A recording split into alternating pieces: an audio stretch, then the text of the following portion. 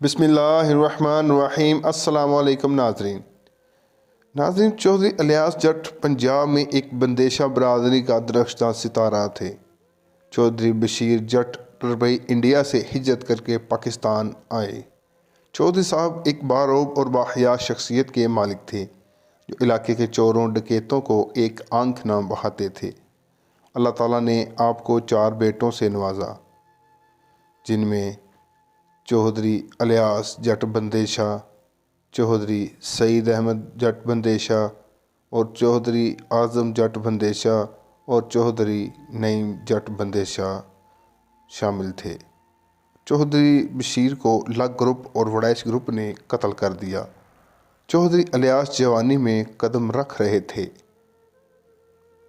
आपने बदला लेने की ठानी और यूं एक हंसता बसता घराना बर्बादी की तरफ चल पड़ा। फिर चौधरी आज़म कत्ल हुआ।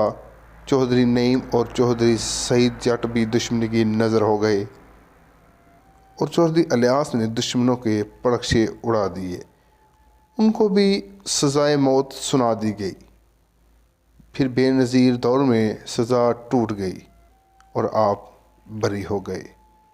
चौधरी आज़म और चौधरी नईम दरफ़ानी से कूच करते वक़्त गैर शादीशुदा थे, लेकिन चौधरी सईद अहमद की शादी शेखुपुरा के चौधरी मुबारक विरक की बेटी से हुई। चौधरी सईद को अल्लाह ताला ने 2 बेटियां और एक बेटा चौधरी अब्दुर्रहमान बंदेशा उर्फ मान भाई से नवाजा और चौधरी इलियास की सिर्फ बेटियां ही थीं। चौधरी इलियास बेनज़ीर दौर में कौमी असम्बली के मेंबर बने और बाद में जब मुशर्रफ ने इलेक्शन के लिए भी ये ज़रूरी कर दिया तो चौधरी इलियास ने अपनी बेटी को इलेक्शन लड़वाने का फ़ैसला किया और फिर ख़ुद ही अपने फ़ैसले को तब्दील किया और अपने दामाद को, जो कि डिग्री सिंध का रहायशी था और एक एवरेज लाइफ गुजार रहा था, इसको इलेक्शन लड़वाने का फ़ैसला किया। इस दौरान अब्दुर्रहमान भाई अपने ननियाल में अपनी वालदा के ज़ेर साया परवरिश पा रहा था। उनके यूनिवर्सिटी के दोस्त बताते हैं कि वो एक दलेर, बहादुर और निडर, बाहया और बाकिरदार शख्सियत का मालिक था। उधर इलेक्शन हुए और डॉक्टर निसार को भी असम्बली का मेंबर बन गया। डॉक्टर निसार एक शराबी, जानी और अयाश तबा इंसान है।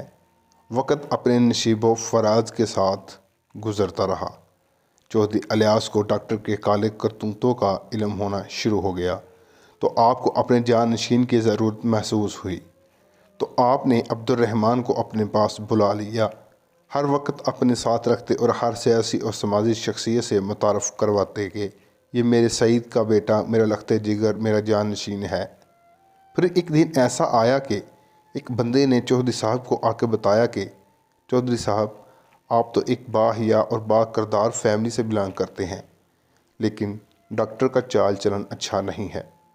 इसने बाहर एक मकान ले रखा है जहां शराब और शबाब की महफिलें जमती हैं, जो आपकी फैमिली के लिए बदनामी का बायस बन सकती हैं।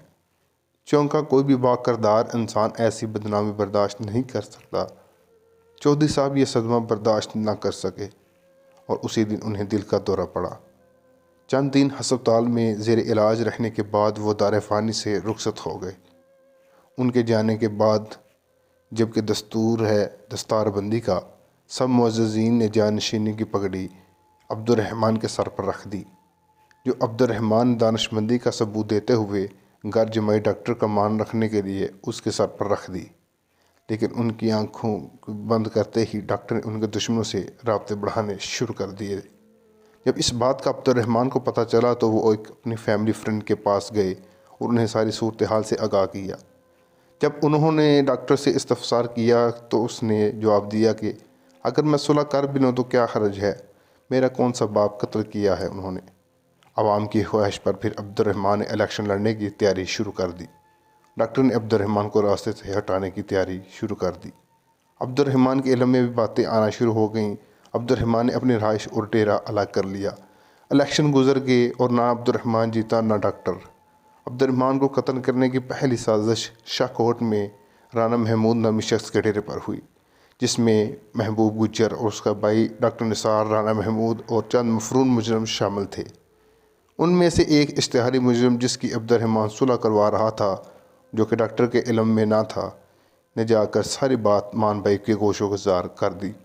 2 دن بعد کسی نے آ کر بتایا کہ محبوب گجر فلان جگہ پر اپنے بھائی کے ساتھ کھڑا ہے، تو مان بھائی نے گاڑی نکالی اور ان سے پوچھنے کہ میں نے تمہارا کیا بگاڑا ہے، تو مجھے کیوں مارنا چاہتے ہو؟